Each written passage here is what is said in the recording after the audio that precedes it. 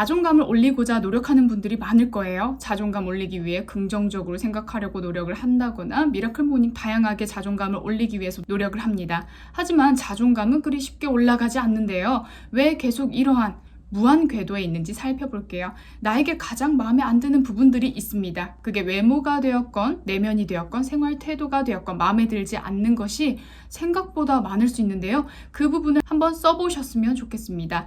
써보면 스스로의 문제가 많다라는 것을 새삼 인지하게 됩니다. 근데 그 부분을 보면 잘 살펴봐야 할 부분 있습니다. 이 부분이 과연 내 단점일까? 혹은 어떤 프레임으로 생겼을까? 그 부분들을 살펴보면 우리의 부모님의 단점, 저렇게 살지 말아야지 하는 것들이 분명히 있을 거예요.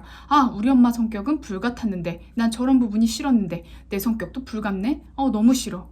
혹은 우리 아빠는 게을렀는데 그리고 지식이 없었는데 저렇게 살지 말아야지 하면서 생긴 불편한 감정들, 그러한 불편한 감정과 그런 저항감은 나의 자존감에 크게 영향을 주게 됩니다. 더 깊이 들어가면 그런 엄마의 모습, 아빠의 모습을 경계하고 저항하고 혼내는 상황이죠. 내 안에 엄마 모습, 아빠 모습을 혼내는 것입니다. 근데 유전적으로 내려왔든 혹은 살면서 내려온 습관이든 미워하면서 닮게 된 것이든 어찌 보면 나의 일부입니다. 이런 일부를 미워하고 파괴하고 싶은 마음에 나 자신에게까지 상처를 주고 자학하게 되는 것이죠.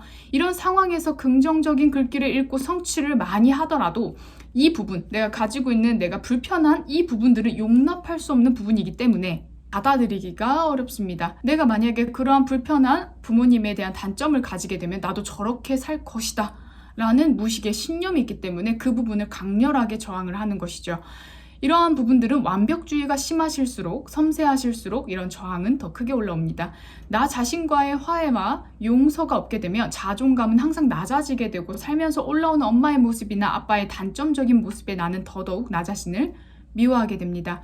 이런 엄마 아빠의 미움은 나에게까지 전이 되면서 별 볼 일 없는 나 자신으로 전락시킵니다. 이런 과정이 아주 어릴 때부터 지속되었을 테고 이 부분을 아직도 떼지 못한 분들은 계속해서 나 자신과의 싸움을 하게 되는 것입니다. 이러한 단점을 가진 나는 쓸모가 없고 가치가 없는 사람이라고 생각하게 되는 오류가 생기게 됩니다. 집착하게 되면 더 붙어있는 아이러니함이 생깁니다. 집착을 내려놓았을 때, 모든 것을 내려놓았을 때 우리는 많은 것을 얻게 됩니다. 하지만 그 상황 안에서는 내가 그 부분을 집착할 수밖에 없는 명확한 이유가 있기 때문에 그 명확한 이유를 자세하게 탐색해 봐야 되겠죠. 내가 생물학적 나이로 나를 객관적으로 바라보게 된다면 영원히 나와의 화해가 이루어지기 어렵습니다.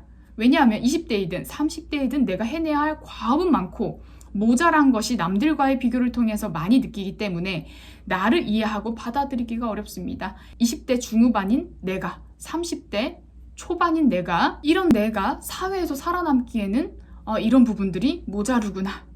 너는 정말 가치가 없고 너는 참 형편없구나. 이런 마음들을 많이 내게 됩니다. 그럴수록 나의 어린 시절 내면 아이를 마주하고 내면 아이와의 만남으로 화해가 필요한데요. 이런 내면 아이 어떻게 만날까요? 내면 아이는 가장 어린 시절 불쌍했던 나의 모습을 바라보는 것입니다. 4살일 수 있고 5살일 수 있고 어릴수록 좋아요. 그 아이는 나의 무의식에 항상 함께하는 아이이고 내가 나에게 하는 질책은 그 어린아이가 듣게 됩니다. 그 아이는 깊은 무의식의 주 감정을 담당하고 있는데 그 감정이 보통은 수치심 혹은 무력감, 우울감일 수 있습니다. 때로 내 뜻대로 되지 않을 때 나오는 내 어린아이 같은 모습, 연애할 때 나오는 미성숙한 나의 모습, 감정 조절이 힘들 때의 나의 모습들은 즉 이 내면 아이와 관계가 깊습니다. 그 불쌍하고 여리고 가여운 작은 아이를 만나서 그동안 많이 힘들었겠다라고 말 한마디만 건네줘도 강한 울림을 느끼게 됩니다. 내면 아이와 제대로 마주하게 되면 소름이 돋고 눈물이 나는 경험을 하게 됩니다. 의식적인 이야기가 아닌 마음에서 우러나오는 이야기로 그 아이를 달래주고 나와 화해하는 시간을 가질 수 있습니다. 어쩌면 타인이, 상황이 나의 자존감을 깎아먹은 것이 아니라 내 자신이 내 자존감에 흠집을 준 게 아닐까? 라는 생각 또한 좋은 생각입니다.